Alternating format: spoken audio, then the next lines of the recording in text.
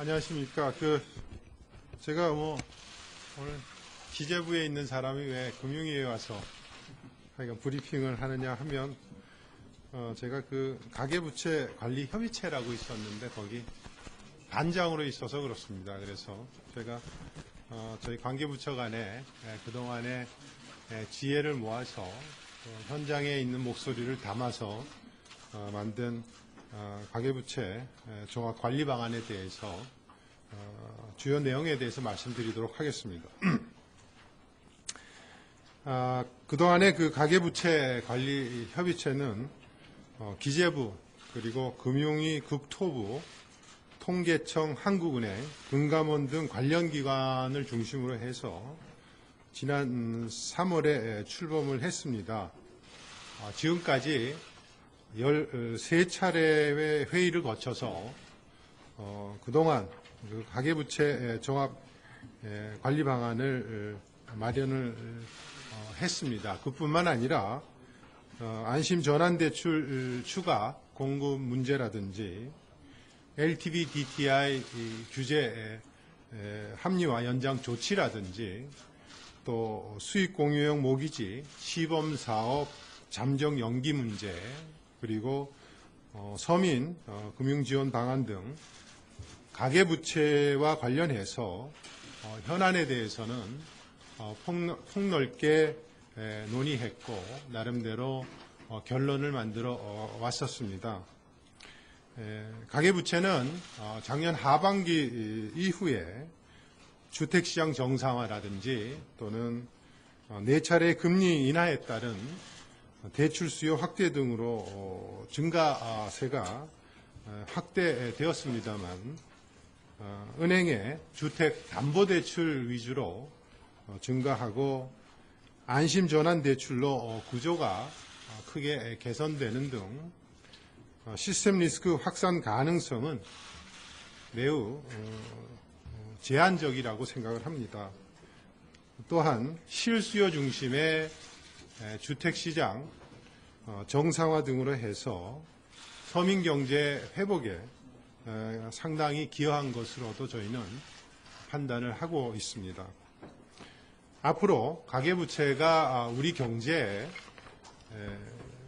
부담이 되지 않도록 하기 위한 종합적인 방안으로서 이번에 발표를 추진하게 된 그동안에 발표를 추진했던 상환능력 제고를 위한 가계 소득 증대라든지 또는 서민 중산층의 금융지원 강화 문제라든지 이런 부분과 함께 이번에 가계 부채 관리 방안을 마련하게 되었다는 점을 말씀을 드리겠습니다.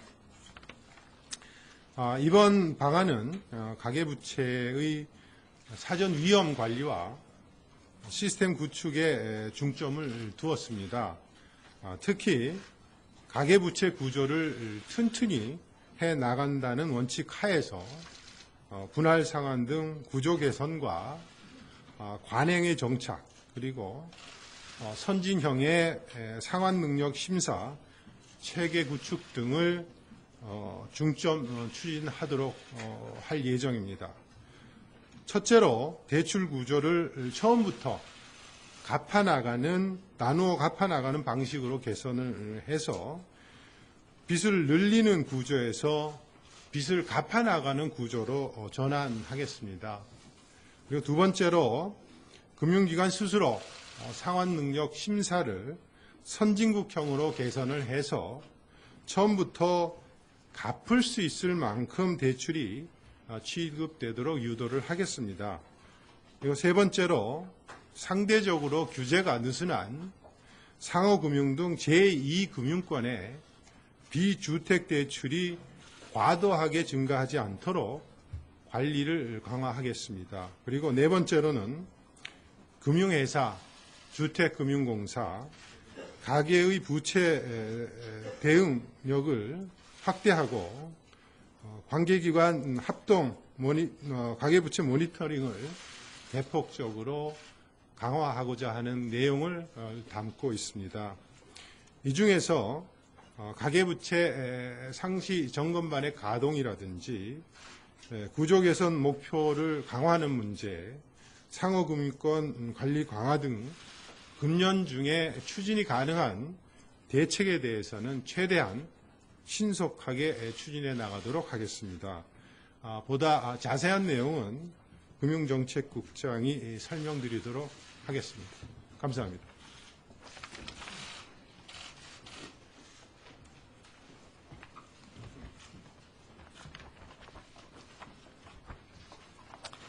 예, 안녕하십니까. 금융위원회 금융정책국장입니다. 앞서 정원부 차관부가 가계부채 관리 협의체에서 마련한 방안에 대해서 배경과 전반적인 방향을 말씀을 드렸습니다. 저는 이번 방안에 대한 세부 내용을 설명을 드리겠습니다. 저희 보도자료 뒤에 붙어있는 별첨1 자료를 보시면 되겠습니다.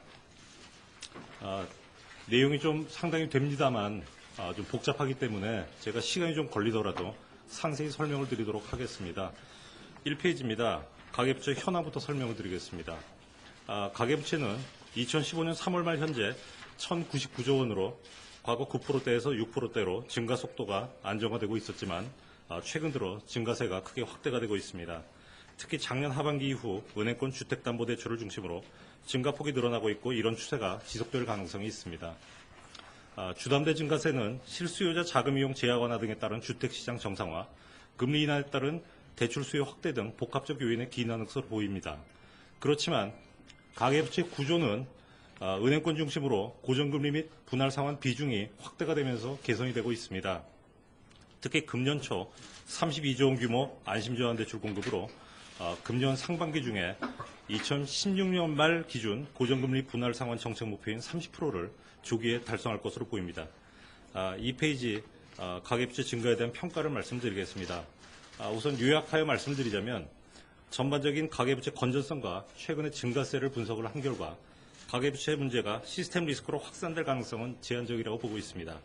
다만 가계부채가 소득보다 빠르게 증가하고 있어서 국내외 충격 발생 가능성 등에 대비하여 선제적이고 종합적인 대응이 필요한 상황입니다. 밑에서 상세하게 더 말씀을 드리자면 시스템 차원의 안정성은 지속적으로 유지가 되고 있습니다. 가계부채가 건전성이 양호한 은행권 주담대 위주로 증가하는 가운데 상환 능력이 양호한 소득 4, 5분위 가구가 가계부채의 70%를 보유하고 있고 부채 증가가 소비 지출보다는 자산 축적으로 연결이 되고 있습니다. 또한 지난 32조 원 규모의 안심전환 대출 등으로 고정금리 분할 상환 비중이 빠르게 상승하며 과거보다 대내의 변동에 대응력도 높아졌습니다. 3페이지입니다. 최근 늘어난 가계대출은 주택시장 정상화 등 서민경제 회복에도 기여를 하고 있습니다. 신규 취급된 주담대 중 주택 구입용이 예년 대비 약 50% 증가하는 등 상당 부분이 주택 구입으로 사용이 되고 있습니다. 또한 실수요자 중심으로 주택 자금이 이용되면서 주택 거래는 크게 증가한 반면 집값은 안정적으로 유지가 되고 있습니다. 다만 가계부채 문제의 안정적 관리를 위해서는 선제적 종합적 대응이 필요한 상황입니다. 최근 자산 시장의 회복에도 불구하고 경기 회복이 더디게 진행되면서 부채 증가 속도가 소득 증가 속도를 지속 상회하고 있어서 향후 상환 부담으로 인한 소비 위축 등 거시경제에 부담이 발생할 수도 있으며 대출자의 상환 능력을 초과하는 대출이 취급될 우려도 있습니다. 이에 대한 대응 방안을 말씀드리겠습니다. 4페이지를 봐주시기 바랍니다. 정부는 가계부채 관리를 위해 크게 세 가지 방향에서 접근하고자 합니다. 첫 번째로 가계소득 증대, 두 번째로 가계부채 관리 강화, 세 번째로 서민층 지원 강화입니다. 밑에 박스 3개를 봐주시면 왼쪽 박스에 상환 능력 제고를 위한 가계소득 증대 방안에 대해 설명을 하고 있습니다. 가계부채가 급속히 늘어나도 충분한 상환 능력만 확보가 된다면 크게 문제가 되지 않습니다. 정부는 이런 점을 일찍이 인식을 해서 소득 증대 방안을 지난 3차례 경제정책 방향 등을 통해서 발표를 해서 추진을 하고 있습니다. 다만 효과가 발현되기까지는 시간이 필요한 것이 사실입니다. 3개 박스 중에 오른쪽 박스를 봐주시면 서민가계 안정을 위한 방안들이 설명이 되어 있습니다. 제가 앞에서 시스템 차원의 안정성이 유지가 되고 있다고는 말씀을 드렸지만 여전히 한계계층은 어려운 상황입니다. 따라서 정부는 지난 6월 말에 서민금융 지원 강화 방안으로 별도로 대책을 발표한 바가 있습니다. 이번에 발표하는 가계부채 관리 방안은 가운데 있는 박스가 되겠습니다. 분할 상환 등 구조 개선 및 관행 정착, 선진형 상환 능력 심사 체계 구축 등 시스템적 단계적 접근 방식으로 크게 4부분으로 구성이 되어 있습니다. 5페이지부터 상세 내용을 설명을 드리겠습니다. 분할 상환 등 가계부채 구조 개선을 가속화하겠습니다. 우선 은행권 주담대 구조 개선 이행 목표를 안심전환 대출 실적 등을 감안해서 보다 강화를 하고 분기별로 점검해 나갈 계획입니다. 분할 상환은 최종 목표를 종래의 40에서 45%로 상향을 하고 연도별 목표도 조정하였습니다. 고정금리는 소비자 선택권 차원에서 최종 목표를 유지하되 연도별 목표를 조정하겠습니다. 금리 상승 위험을 충분히 고지토록 하고 상환능력 심사 시 금리 상승 가능성을 고려하는 방식으로 관리해 나갈 계획입니다. 다음으로 구조 개선 실적에 따라 주택신용보증 출연료를 우대를 해서 시스템 안정에 기여하는 대출 및 금융회사의 금리 경쟁력 강화를 유도하겠습니다. 장기 고정금리 분할 상환 대출의 낮은 출연 요율을 적용하는 한편 고정금리 분할 상환 목표 달성 수준에 따라 출연료를 추가 감면할 계획입니다. 또한 신규 대출보다 기존 대출 전환을 통해 구조 개선하는 경우를 우대를 해서 가계부채 증가 없이 대출 구조를 개선하도록 하겠습니다. 아울러 주금공 MBS 외에도 금융회사 스스로 장기 고정금리 자금 조달이 가능하도록 커버드 본드 발행을 적극 유도하겠습니다. 6페이지입니다. 주택시장 성숙 등 변화된 주택시장 환경에 맞춰 빚은 처음부터 조금씩 나누어 갚아 나가야 한다는 바람직한 금융 관행을 만들어 확고히 정착시키고자 합니다. 우선 주택담보대출 분할 상환 원칙을 만들어 은행 내부 시스템으로 정착시키겠습니다. 중간에 박스 부분에서 보시듯이 주택구입 자금용 장기대출, 주택가격 대비 대출 금액이 큰 경우는 분할 상환으로 대출을 취급하도록 하는 등 은행권 중심으로 분할 상환 원칙 세부 가이드라인을 마련하여 적용토록 하겠습니다. 다만 주택자금 이용을 과도하게 제한하지 않도록 예외사항 등을 충분히 마련토록 하겠습니다. 다음으로 국민들이 분할 상환에 대한 인식을 제고할 수 있도록 주택금융공사에서 안심주머니라는 앱을 만들어서 보급할 계획입니다. 안심주머니의 주는 집주자고요. 머니는 돈을 뜻하는 머니, 영어 머니입니다. 그 앞에 안심이라는 뜻을 붙여서 저희가 앱 이름을 안심주머니라고 명명을 하고자 합니다. 안심주머니 앱에서 금리 비교, 대출 조건별 상환 부담 비교 계산, 분할 상환에 따른 이자 절감액, 세제 혜택 등을 손쉽게 계산할 수 있도록 하는 기능을 제공하는 한편 주택금융공사 모기지 상품을 이용할 경우 원가 절감분 등을 반영하여 금리 우대 인센티브도 제공하겠습니다. 안심주머니 앱의 주요 기능은 아래 표를 참조해 주시기 바랍니다. 7페이지입니다. 금융회사 자율의 상환능력 심사 방식을 개선하고자 합니다. 첫째, 주택담보대출 취급 시 대출자의 상환능력을 보다 정교하게 심사할 수 있도록 객관성 있는 소득자료를 활용하도록 하겠습니다. 우선 원칙적으로 실제 소득을 정확히 입증할 수 있는 국세청, 소득금액 증명원 등 증빙소득자료로 대출자의 상환 능력을 확인하도록 하고 신뢰성이 낮은 신용카드 사용액 등으로 소득을 추정하는 등 신고소득 자료를 이용하는 경우에는 은행 내부 심사 단계를 상향을 하거나 분할 상환으로 유도하는 등 상환 능력 확인을 강화해 나가도록 하겠습니다. 또한 별도 소득 자료 확인 없이 최저 생계비를 소득 기준으로 인정하는 불합리한 대출 관행도 개선하겠습니다. 다만 긴급한 자금 수요나 명확한 상환 계획이 있는 경우에는 그리고 기타 불가피한 경우 등에는 예외를 인정하여 과도한 자금 이용 제약이 없도록 할 계획입니다. 8페이지입니다. 상환 부담이 높은 대출에 대한 분할 상환을 유도해 나가겠습니다. 우선 신규 주담대 취급 시 소득 수준, 주택가격 대비 대출 금액이 큰 경우에는 일정 수준 초과분을 분할 상환으로 취급하도록 하겠습니다. 고부담 대출의 일정 부분을 분할 상환할 경우 차주의 상환 부담 감소를 유도하고 과도한 대출을 미연에 방지하는 효과가 기대가 됩니다. 중간에 표를 보시면 알 수 있듯이 LTV 70% 한도를 모두 받은 대출이라고 하더라도 매년 원금의 3%를 분할 상환해 나가는 경우에 5년만 경과해도 LTV가 60% 이하로 위험이 감소하는 효과가 있습니다. 기존 대출을 분할 상환으로 변경하는 경우에는 기존의 LTV, DTI 비율 등을 그대로 인정하여 분할 상환 기회를 제공하도록 하겠습니다.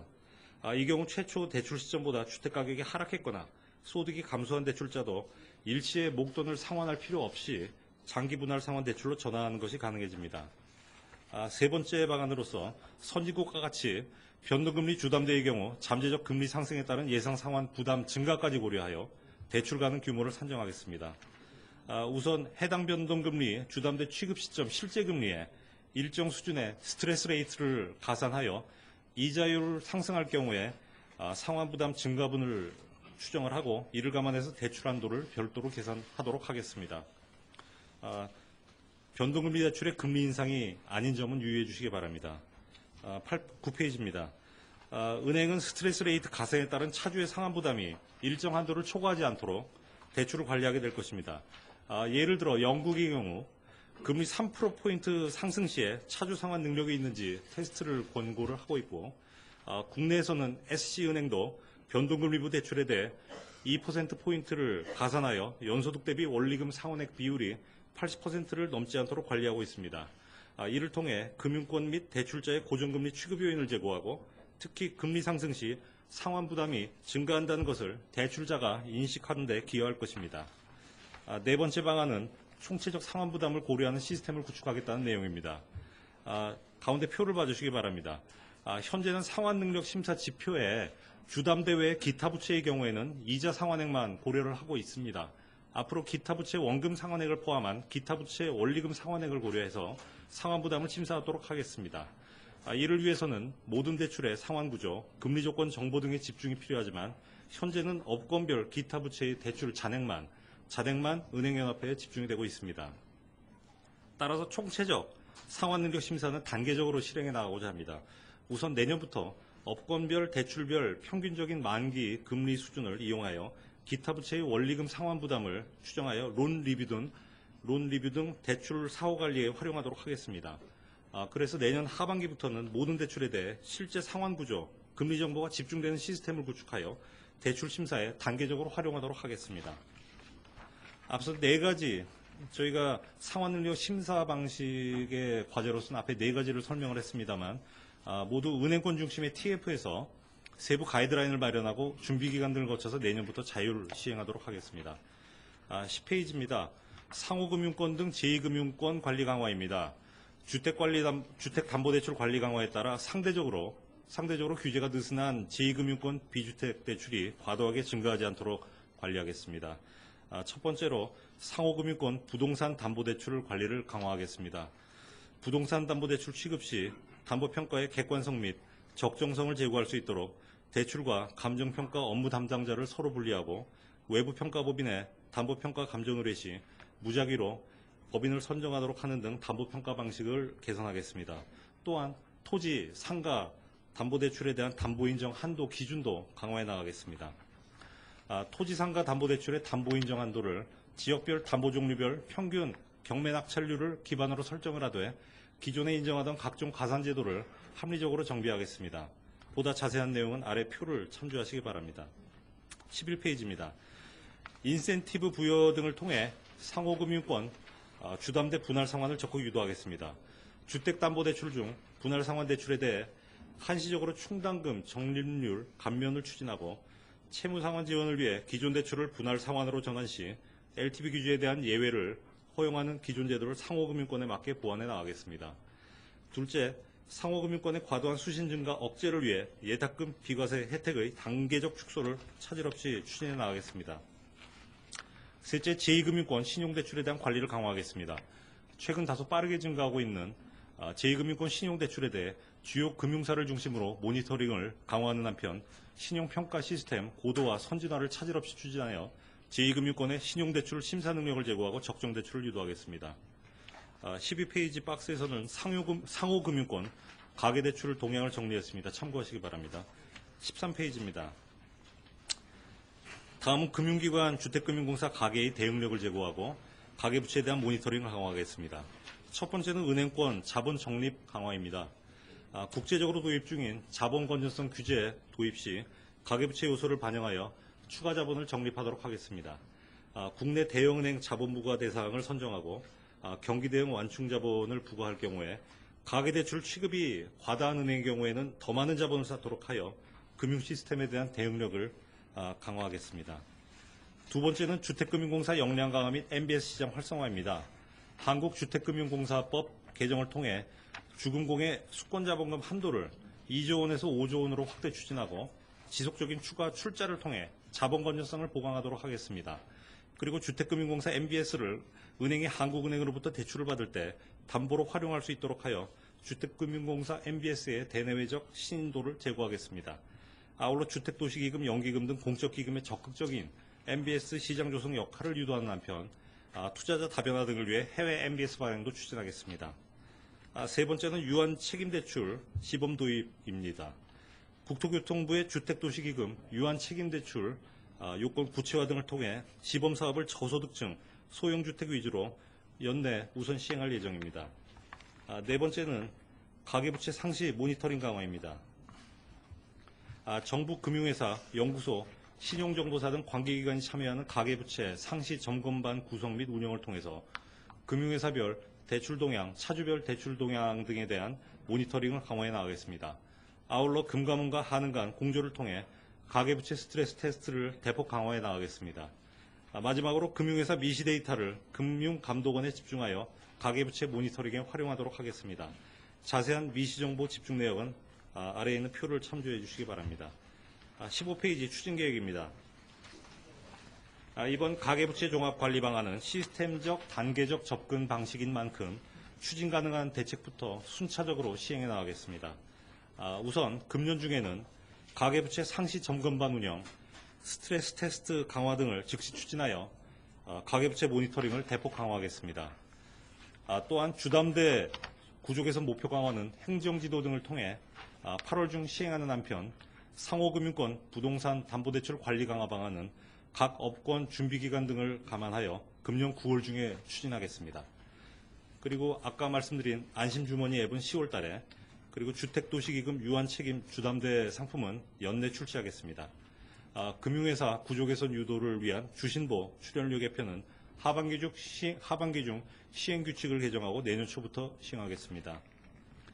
두 번째로 상환능력 심사 방식 개선, 분할 상환 관행 정착 등 가이드라인 마련이 필요한 사항은 은행권 중심의 TF를 구성하여 하반기 중 세부안을 마련하고 준비기간을 거쳐 내년 초부터 시행하겠습니다.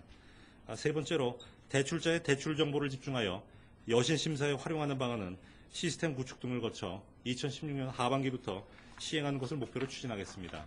다만 향후 가계대출의 빠른 증가세가 지속이 되고 주택시장 과열 등 거시경제 또는 금융시스템의 부담이 가중될 우려가 높을 경우에는 추가적인 보완책을 마련하여 적극 대응할 계획입니다.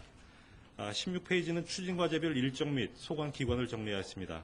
17페이지의 참고 1에는 저희가 기대 효과를 표로서 정리를 하였습니다. 참고해 주시기 바랍니다. 이상 가계부채 종합관리 방안에 대해서 상세 설명을 드렸습니다. 질문 있으신 분들은 질문해 주시기 바라고요. 오늘 여기 여러 기관에서 나왔기 때문에 뭐 일단 간단한 건 제가 답을 드리고 나머지는 기관에서 설명을 하도록 하겠습니다. 네, 로이터 유춘식 기자입니다. 작년에 2월 달에 3개년 계획 발표할 때 2013년 말 현재 가처분 소득 대비 부채 비율 160% 기준으로 해서 4년간 5%포인트 낮추기로 했었는데 그 목표는 뭐 작년 14년 말에 벌써 164%로 늘었기 때문에 사실상 폐기된 건지 말씀을 해 주시기 바라고, 그 다음에 이번에 대책반에서 논의하는 과정에서 DTI LTV를 다시 좀 강화하는 그런 요구가 한국은행에서 있었는지 그거 좀 말씀해 주시기 바랍니다. 그 목표는 폐기되지는 않았습니다. 다만 아까 말씀드렸다시피 저희가 소득증대 대책이 저희 가계부채 관리의 키라는 말씀을 드렸습니다.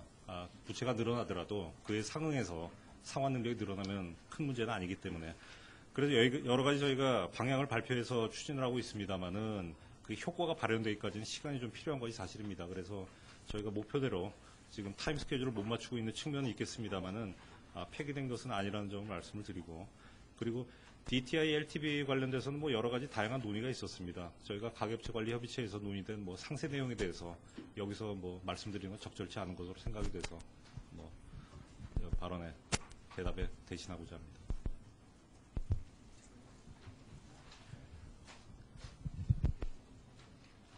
네, 김진영 차장 마이크 좀.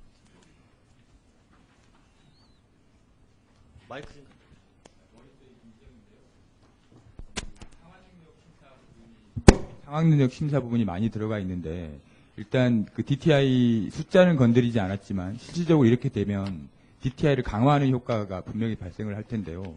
실질적으로는 DTI를 강화했다라고 봐도 무방한 건지를 하나 여쭙고 싶고요.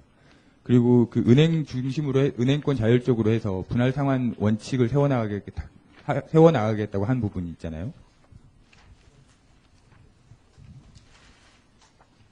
6페이지에 있는 그 분할 상환 원칙안, 이거 자율적으로 하겠다는 건데, 주담대에 있어서는 사실상 거치식 대출을 퇴출시켜 나가겠다는 의지로 보면 되는 건지 좀 설명해 주십시오. 일단 뭐 정부 의지는 저희가 길게 설명드렸다시피 좀 확연하게 드러나 있다고 좀 보여주는 거고요. 보이라 생각을 하고요. 대책으로 인해서 어떤 저희가 구조 개선은 기할 수 있다고 생각을 하지만 특정 형태의 대출을 뭐 퇴출하겠다 그렇게까지 할 것으로 기대하기는 좀 어렵지 않겠나 하는 생각이 들고, DTI, LTV를 실질적으로 특히 DTI를 상환능력 심사로 인해서 사실상 강화하는 것 아니냐, 뭐 그렇게 보실 수도 있겠습니다만은 저희가 생각하는 거는 은행이 주택담보대출이라고 하더라도 담보평가뿐만 아니라 차주의 상환 능력에 대해서 심사를 하는 것은 저희가 기본 중에 기본이라고 생각을 합니다. 실제로 해외에서도 그렇게 차주에 대한 상환 능력을 엄격하게 심사를 하도록 하고 있고, 어떻게 보면 미국의 경우에는 채무자의 상환 능력을 고려하지 않은 대출을 약탈적 대출이라고 규정을 하고 있습니다. 사실 우리는 담보만 보고 그동안 소득에 대해서는 엄밀하게 평가를 하고 있지 않았던 것이 사실이기 때문에 그러한 대출 심사 관행을 차제에 확고하게 정착시키겠다라는 의지로 이해를 해주시기 바랍니다. 실질적으로 효과상으로는, 그러니까 그 DTI 한도를 넘어서게 돼서 대출이 줄어드는 효과를 지금 발생시키겠다는 의미로 이해해야 되는 거 아닌가요? 양적인 관리 효과는 충분히 있을 것으로 생각합니다. 네, 질문 있으신 분.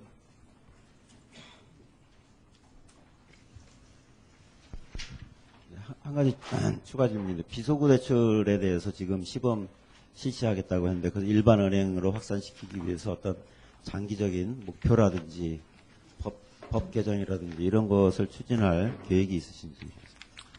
비소구 대출에 대해서는 저희가 뭐 가계부채 관리협회에서 많은